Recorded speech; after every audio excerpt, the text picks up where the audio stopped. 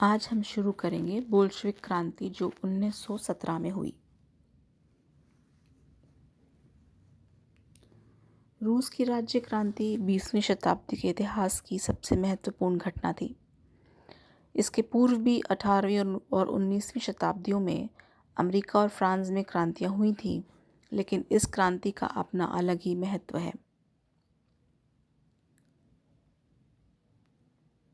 1917 में रूस की जो क्रांति हुई थी, उसने सम्राट के एकतंत्रीय स्वेच्छाचारी शासन का अंत कर लोकतंत्र की स्थापना का ही प्रयत्न नहीं किया, बल्कि सामाजिक, आर्थिक और व्यावसायिक क्षेत्रों में भी कुलीनों, पूंजीपतियों और जमींदारों की शक्ति का अंत कर सर्वसाधारण मजदूर और किसान जनता की सत्ता भी स्थापित की। इससे समाजवाद की विचारधारा को संसार में पहली बार मूर्त रूप मिला। यद्यपि फ्रांस की राज्य क्रांति के विचारों का रूस पर प्रभाव पड़ा था, लेकिन अभी तक वहाँ की स्थिति बहुत कुछ वैसी ही थी जैसी लुई 16वें के शासनकाल में फ्रांस की थी। सम्राट और उसके सलाहकार जनता की इच्छा की कोई परवाह नहीं करते थे। इस प्रकार 20वीं शताब्दी के आरंभ तक रूस में स्वेच्छाचारी और निरंकुश राजतंत्र स्थापित रहा। अन्य क्रांतियों की भांति 1917 की रूस की क्रांति के कुछ मौलिक कारण तो उसके पिछली शताब्दी के इतिहास के गर्भ में ही छपे थे, और कुछ तात्कालिक परिस्थितियों ने रूस में व्याप्त असंतोष का एकाएक विस्फोट कर दिया।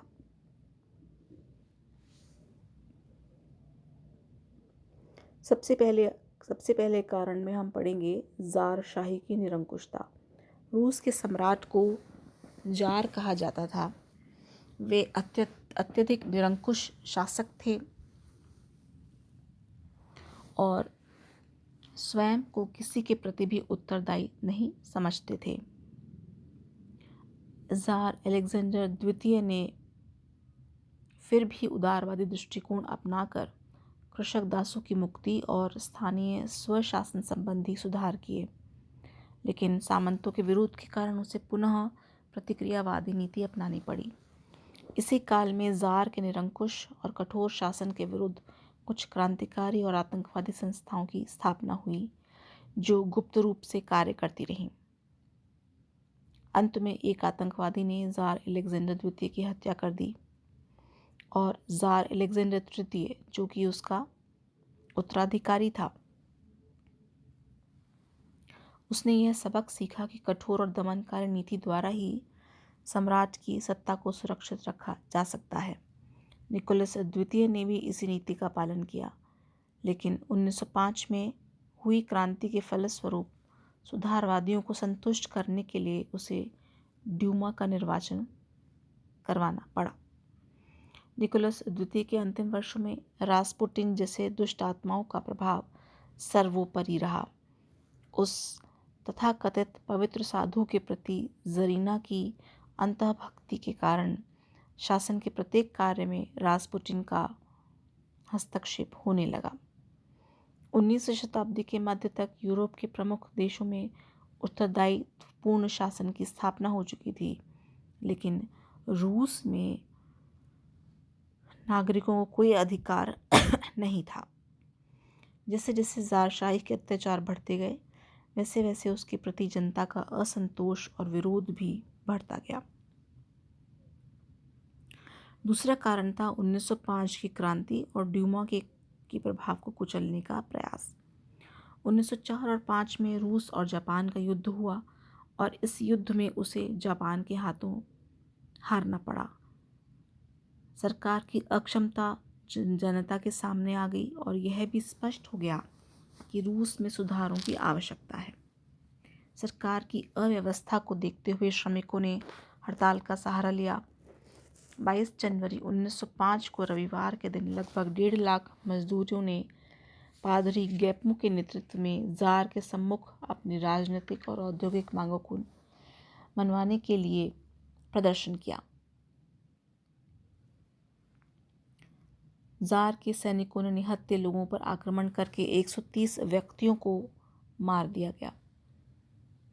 1905 में इस खूनी रविवार की घटना का रूसी इतिहास में महत्वपूर्ण स्थान है। परिस्थितियों पर काबू पाने के उद्देश्य से जार ने 30 अक्टूबर 1905 को स्थानीय सुधारों की घोषणा की। 30 अक्टूबर के इस घोषणा पत्र को रूस के संविधान शासन की दिशा में एक महत्वपूर्ण कदम समझा जाता है, लेकिन फिर भी असंतोष फैलता गया और ड्यूमा का अधिवेशन आरंभ होने से पहले ही उसकी शक्तियां नष्ट कर दी गई। इससे जनता में जार के प्रति अविश्वास बढ़ने लगा और 1905 में क्रांति के फलस्वरूप किए गए अपने अधिकारों को इस प्रकार पुनः छिनता हुआ देखकर जनता भीतर ही भीतर तिलमिला उठी। तीसरा कारण है कृषकों की दयनीय दशा।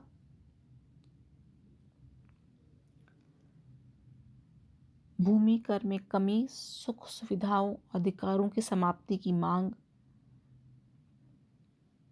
किसान करते रहे, लेकिन जब उनकी मांगों की अवहेलना की गई तो वे अधिक उग्र हो गए।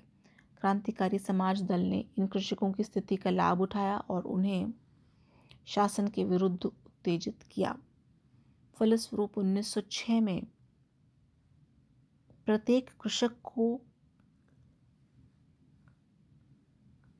कम्यून से अपनी भूमि अलग करने का अधिकार दिया गया, लेकिन भूमिहीन किसानों की समस्या सुलझ नहीं पाई और कृषकों की दरिद्रता में भी कोई कमी नहीं हुई। चौथा कारण है श्रमिकों का असंतोष। रूस के जार अलेक्जेंडर द्वितीय के समय में पश्चिमी यूरोप के प्रमुख राज्यों में औद्योगिक क्रांति का प्रभाव दिखाई देने लगा था। अलेक्जेंडर के काल में औद्योगिकीकरण में तीव्रता आई। हजारों की संख्या में भूमिहीन कृषक इन औद्योगिक केंद्रों पर रोजगार के लिए पहुंचे। उद्योगपतियों ने उनकी असहाय और दयनीय स्थिति का पूरा फायदा उठाया और न्यूनतम मजदूरी पर अधिक से अधिक कार्य लिया। 1885 के बाद कुछ श्रमिक कानून बनाए गए, लेकिन मजदूरों की स्थिति में कोई विशेष अंतर नहीं आया। अब मजदूर संघर्ष के लिए तैयार थे। साम्यवादी प्रचार ने ज़ारशाही के प्रति घोर असंतोष और घृणा उत्पन्न कर दी। 1902 और 1903 से ही मजदूरों की हड़तालें आरंभ हो गई और क्रांति का आरंभ जो 1905 की क्रांति थी उसका आरंभ भी मजदूरों के जुलूस से ही हुआ था। इस समय मजदूरों की शक्ति इतनी बढ़ गई कि उन्होंने सेंट पीटर्सबर्ग नामक शहर में अपनी स्वयं की सरकार बना ली।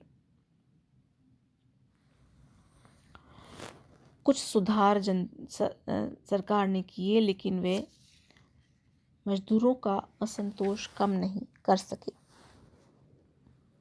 इसके बाद जो कारण है वह है आर्थिक और सामाजिक विषमता। इस समय रूस की सामाजिक स्थिति वैसी ही थी जैसे 1789 से पहले फ्रांस की थी।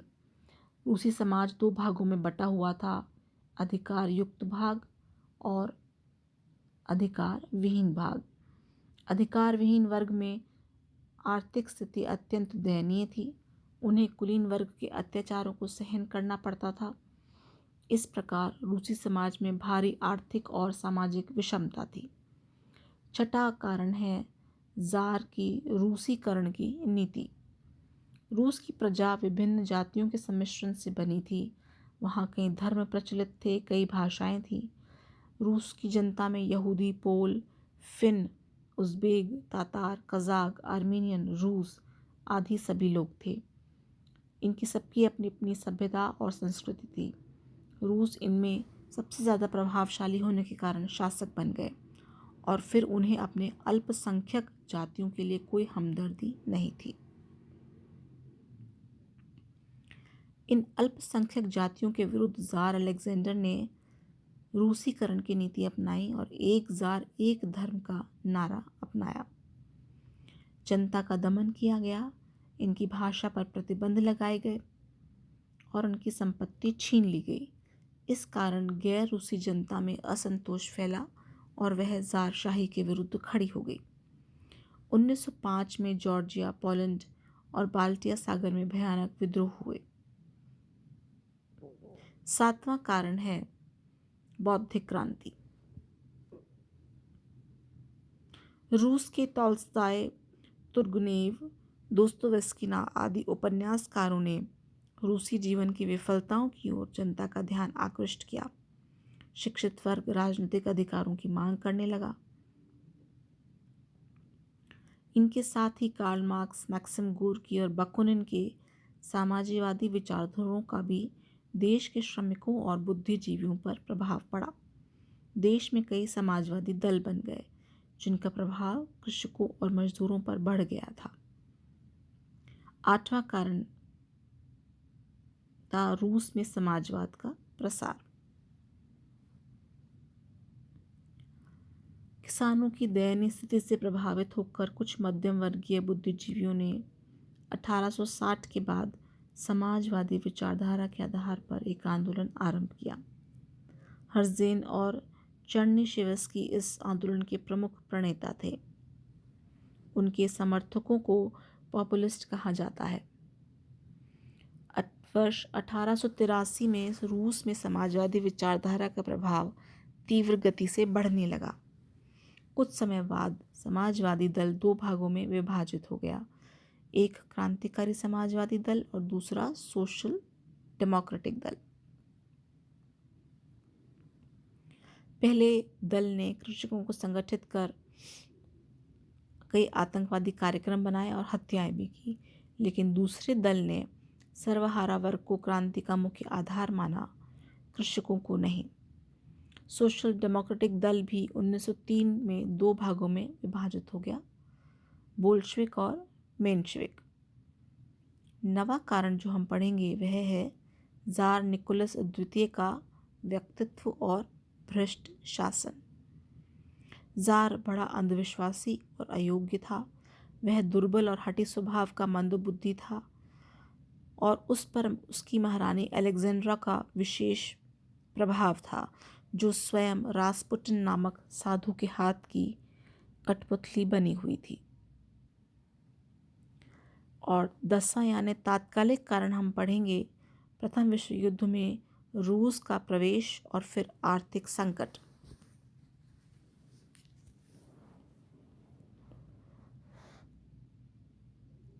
अगस्त 1914 में रूस ने प्रथम विश्व युद्ध में मित्र राष्ट्रों की ओर से भाग लिया। उस समय बोल्शेविक दल के 5 सदस्यों को छोड़कर संसद के सभी सदस्यों ने इस निर्णय का स्वागत किया। यदि जार निकोलस योग्य होता और प्रशासन ईमानदार होता तो ऐसी परिस्थिति में जनमत को राजभक्त बनाया जा सकता था। लेकिन इस समय भी रूस जापान के युद्ध के समय के इतिहास की पुनरावृत्ति हुई और जनता में असंतोष बढ़ता गया। रूसी सेनाओं की स्थिति बड़ी खराब हो रही थी। युद्ध में भारी मात्रा में अस्त्र शस्त्र और खाद्य सामग्री की कमी उन्होंने देखी। युद्ध के पहले 3 वर्षों में 1,50,00,000 सैनिक युद्ध क्षेत्र में भेजे गए, जिससे खेतों में काम करने वालों की कमी हो गई और खाद्य वस्तुओं की के साथ साथ अन्य वस्तुओं की भी कमी होने लगी। ऐसी स्थिति में जन असंतोष बढ़ना व्यापक था, स्वाभाविक था। 1916-17 के शीतकाल में रूस में घोर असंतोष व्याप्त था। इधर सेनाओं के निरंतर हार से जनता क्षुब्ध थी, उधर अनाज, ईंधन, कपड़े आदि की कमी होने लगी और देश में दुर्भिक्ष की आशंका उत्पन्न होने लगी। अब हम पढ़ेंगे मार्च 1917 की क्रांति। 7 मार्च 1917 को रूस में स्थिति अनियंत्रित हो गई। भूख और ठंड से ठिठुरते गरीब मजदूरों ने पेट्रोग्राड की सड़कों पर दुकानों को लूटना आरंभ किया। जब सम्राट ने गोलियां चलाने का आदेश दिया तो सैनिकों ने इन पर गोलियां चलाने से इनकार कर दिया। यही क्रांति का आरंभ था। 8 मार्च 1917 को पेट्रोग्राड के कपड़े के कारखानों में काम करने वाली स्त्रियों ने हड़ताल कर दी। 10 मार्च को पेट्रोग्राड के सभी कारखानों में काम बंद रहा। ज़ार ने उपद्रवकारियों को दमन करने के लिए सेनाएं भेजी। लेकिन सैनिकों ने भी आंदोलनकारियों का समर्थन किया। 3 दिन तक संघर्ष चला। शासन के वास्तविक अधिकार क्रांतिकारी सोवियत परिषद नाम की संस्था ने अपने हाथ में ले लिए।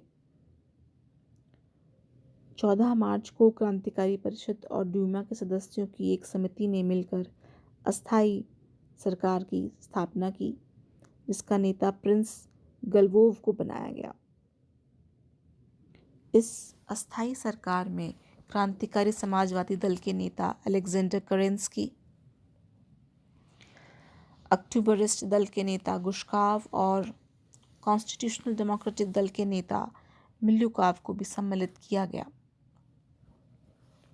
स्थिति बिगड़ते देखकर 15 मार्च को जार निकोलस द्वितीय ने अपने भाई ग्रैंड ड्यूक माइकल के पक्ष में सिंहासन त्याग कर दिया और 300 साल से जो रोमनोव राजवंश शासन कर रहा था उसका अब अंत हो गया और रूस की राज्य क्रांति सफल हुई। इस क्रांति में पेट्रोग्राड का वही स्थान था जो फ्रांस की राज्य क्रांति में पेरिस का था।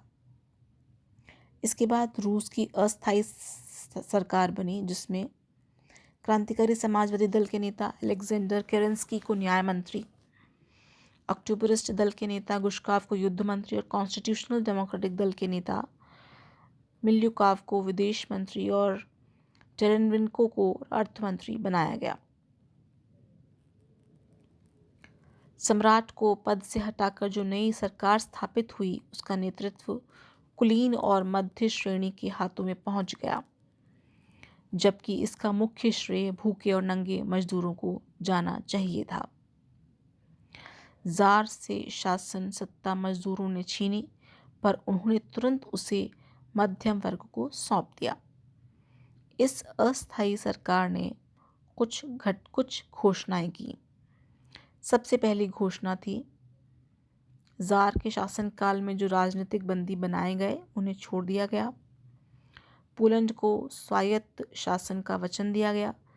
फिनलैंड के वैध अधिकार लौटा दिए गए और संविधान निर्माण के लिए वयस्क पुरुष मताधिकार और एक संविधान सभा के निर्माण की घोषणा की।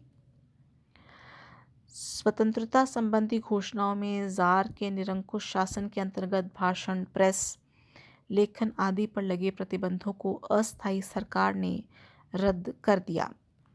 मजदूरों को संघ बनाने का अधिकार दिया। ग्रीस चर्च के विशेष अधिकार छीन लिए और यहूदियों के विरुद्ध जो भी कानून लागू किए थे वे निरस्त कर दिए गए।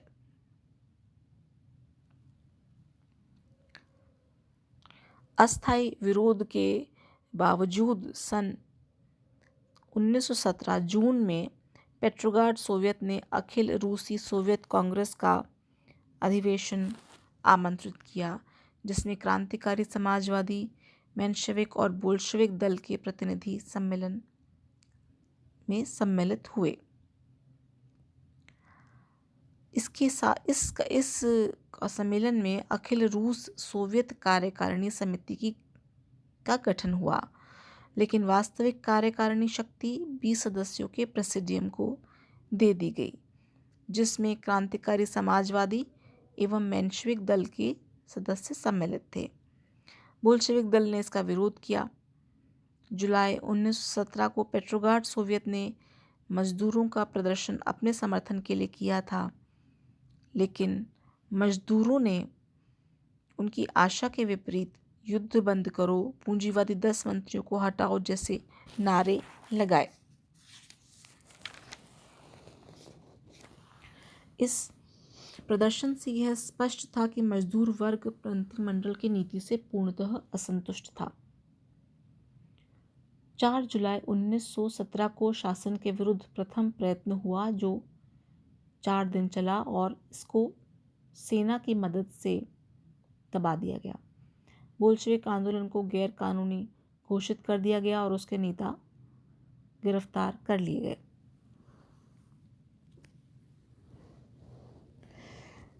आंतरिक अराजकता और निरंतर पराजय के कारण रूस की जनता अस्थायी सरकार में अपना विश्वास खो बैठी थी। कृषकों ने बोल्शेविकों का समर्थन किया क्योंकि वे उन्हें भूमि दिलाने की घोषणा कर चुके थे। इस प्रकार मजदूरों को कारखानों का स्वामी बनाने के वायदे पर उन्हें अपने पक्ष में कर लिया और युद्ध बंद करने के आधार पर सैनिकों का विश्वास भी प्राप्त कर लिया। इसके बाद आती है नवंबर 1917 की क्रांति।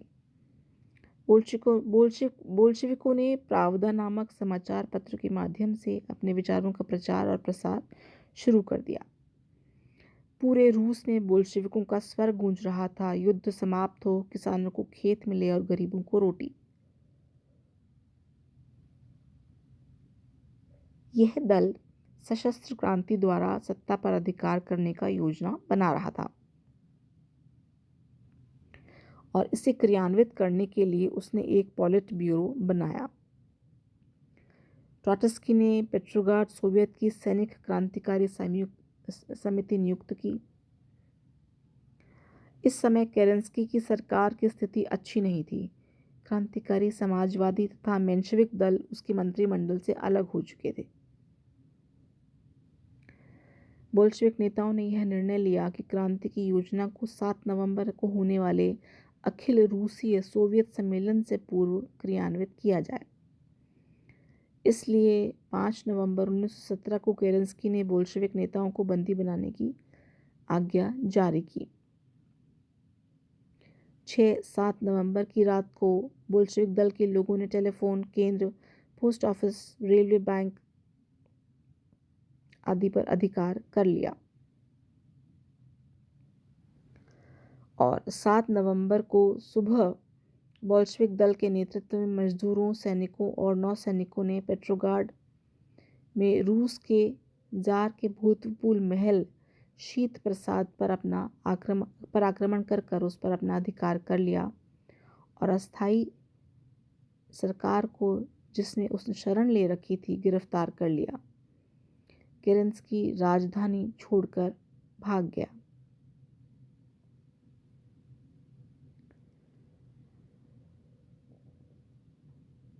अब हम पढ़ेंगे केरेंस्की सरकार के पतन के कारण। इस घटना के 3 घंटे बाद मजदूरों और सैनिक प्रतिनिधियों की सोवियतों ने की एक दूसरी अखिल रूसी कांग्रेस ने रूस को सोवियत समाजवादी जनतंत्र घोषित किया। राजसत्ता अब जनता के हाथ में आ गई और सर्वहारा, जो अभी सभी वर्गों से अधिक शोषित तथा साथ ही सबसे क्रांतिकारी और सुसंगठित था, शासन का कर्णधार बन गया। इस प्रकार रूस में समाजवादी क्रांति सफल हो गई। इस क्रांति को एक महान ऐतिहासिक मिशन पूरा करना था और यह मिशन था एक नए समाज का निर्माण, जिसमें ना कोई शोषक होगा, ना पीड़ित, ना कोई उत्पीड़क होगा, ना कोई शोषित। इस समाज का नाम था कम्युनिज्म। न्यूनतम रक्तपात के साथ जनता का विद्रोह सफल हुआ। सोवियतों की दूसरी अखिल रूसी कांग्रेस शुरू हुई, जिसमें 2 करोड़ से अधिक मतदाताओं द्वारा जनवादी तरीके से चुने गए उसके प्रतिनिधि थे। यहीं व्लादिमीर इलियच लेनिन की अध्यक्षता में सोवियत मंत्रिमंडल का निर्वाचन हुआ। इस सम्मेलन में 2 महत्वपूर्ण प्रस्ताव पारित किए गए। पहला, युद्धरत सभी राष्ट्रों से युद्ध बंद करके शांति की अपील की गई और दूसरा, भूमिपतियों की भूमि बिना मुआवजे के छीन लेने का निश्चय किया गया।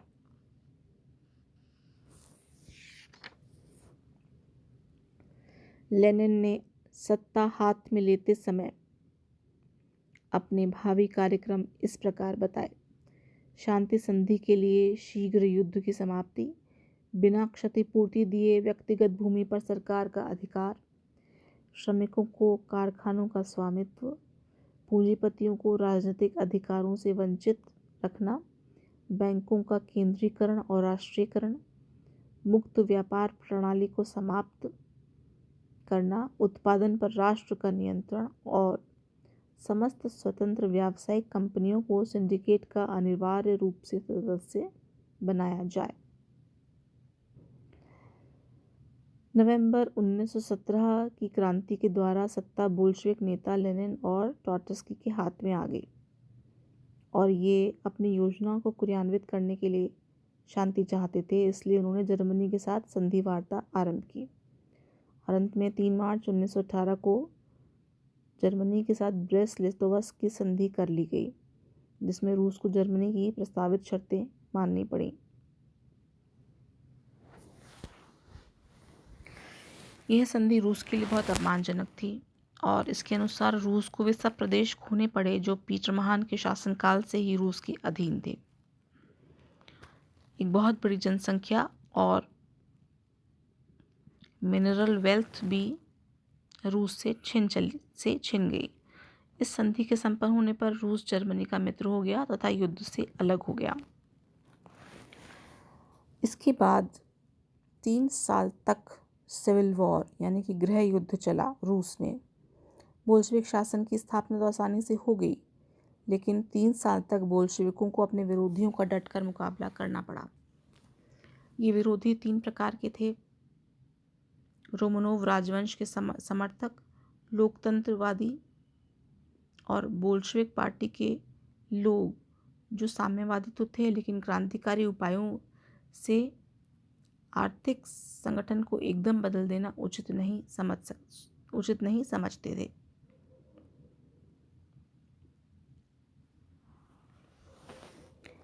बोल्शेविक ने आंतरिक विद्रोह का दमन भी किया। जिस प्रकार फ्रांस की राज्य क्रांति के समय जैकोबियंस ने फ्रांस में आतंकी राज्य की सृष्टि करके अपनी ताकत को मजबूत किया था, उसी प्रकार बोल्शेविकों ने अपने विरोधियों का अंत कर और विरोधियों में आतंक फैलाने के लिए हिंसात्मक साधनों का प्रयोग किया। रूस में चेका नाम की एक विशेष न्यायालय की स्थापना की गई और इसके द्वारा लगभग 10,000 विरोधियों को दंडित किया गया।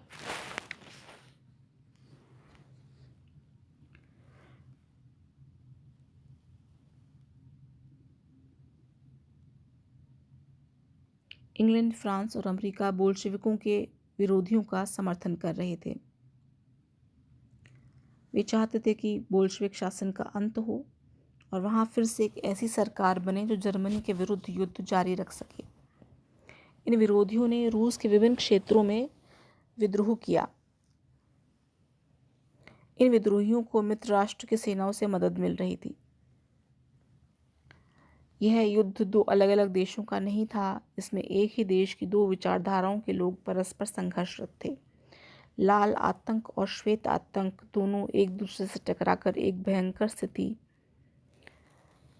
पैदा कर रहे थे। बोल्शेविकों के भयंकर कारनामों को लाल आतंक और उसके विरोधियों के कुकृत्यों को श्वेत आतंक कहा जाता है। जुलाई 1918 में सम्राट निकोलस के परिवार के सदस्यों की हत्या कर दी गई। चारों ओर हत्या, लूट, आगजनी, हिंसा आदि की घटनाएं हो रही थी। बोल्शेविकों ने विद्रोही सेनापतियों को पराजित किया। उस समय रूस को एक भयंकर अकाल का भी सामना करना पड़ा, लेकिन लेनिन रूसियों का मार्ग सफलतापूर्वक प्रशस्त करता रहा। आगे हम पढ़ेंगे इस क्रांति के परिणाम क्या हुए।